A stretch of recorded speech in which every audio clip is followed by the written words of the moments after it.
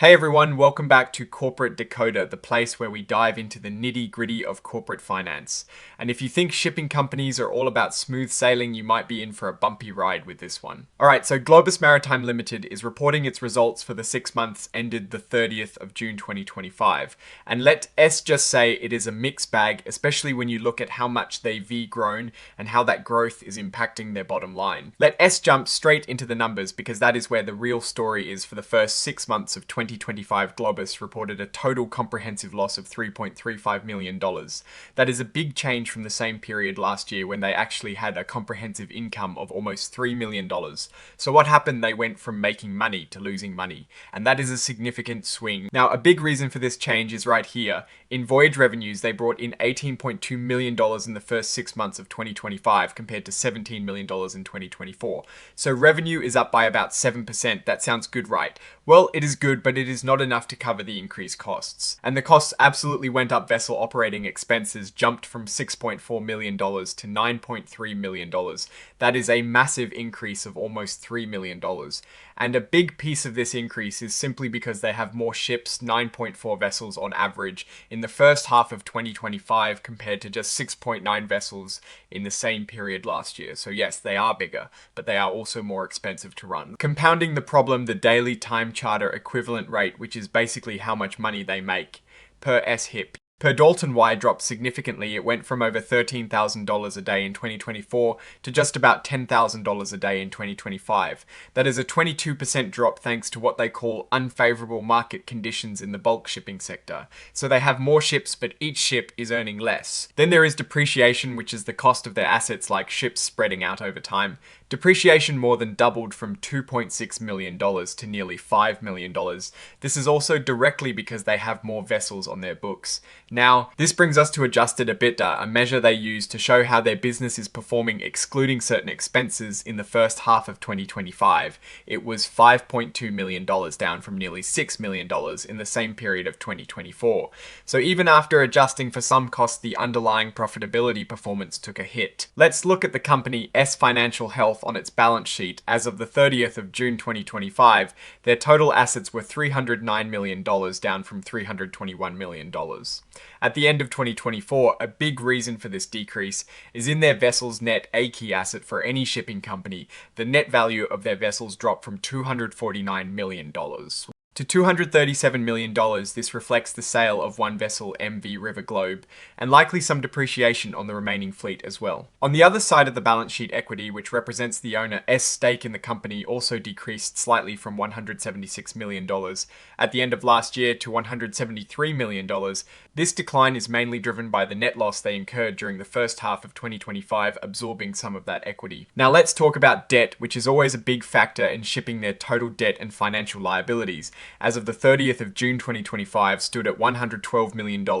This is down from $118 million at the end of 2024, indicating they have been paying down some of their obligations, which is a positive sign. Looking at how cash is moving through the company, the picture is also quite different. Net cash generated from operating activities plunged from $7.7 million in the first 6 months of 2024 to just $1.2 million in the same period of 2025.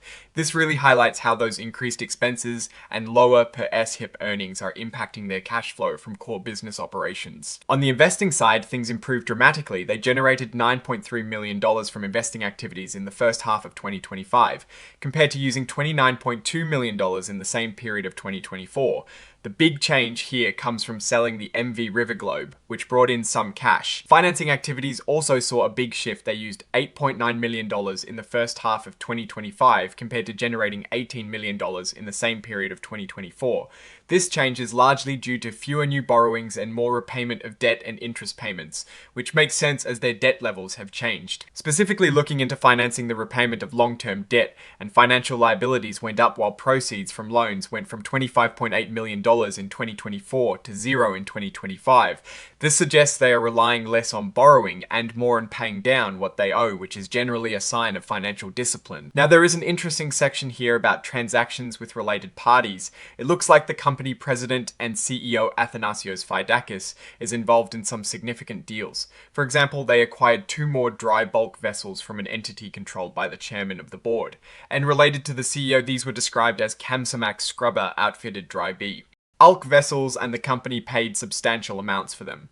Now, these deals were approved by independent directors, which is good, but it is worth noting the close ties. There is also mention of 2 fuel-efficient bulk carriers ordered back in August 2023, scheduled for delivery in the second half of 2026.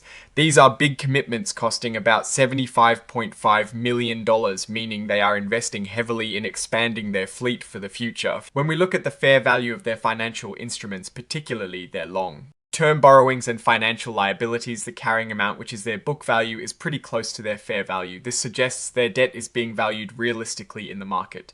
So what is the big picture here? Globus Maritime is in a growth phase. They increased their fleet, which is a start. Strategic move to capture more market share and revenue, but they are facing headwinds in the shipping market, which is causing those per ship earnings to fall significantly. The increased operating costs and depreciation are also eating into their profits, leading to a loss in the first half of 2025 compared to a profit last year. The good news is they seem to be managing their debt reasonably well, bringing down the total amount owed, and they are making strategic investments in new vessels, which could pay off if the shipping market improves. Like they hope, they are also managing related party transactions, which at least on paper seem to have proper oversight, but the close relationships are definitely something to keep an eye on. In essence, Globus Maritime is Narbus, Maritime is Nas. Vi. Gating a tough market with more ships but lower rates, it is a classic case of growing pains, and their ability to manage costs and benefit from market upturns will be crucial for their future success. Alright, that is our breakdown of Globus Maritime. As financial report, what is your take on these numbers and what they signal for the company? As future, drop your thoughts in the comments if this analysis was vague. Louable, hitting that like button really helps, and subscribe for more deep dives. Don't forget to check out the Discord in the description. Thanks for watching, see you next time.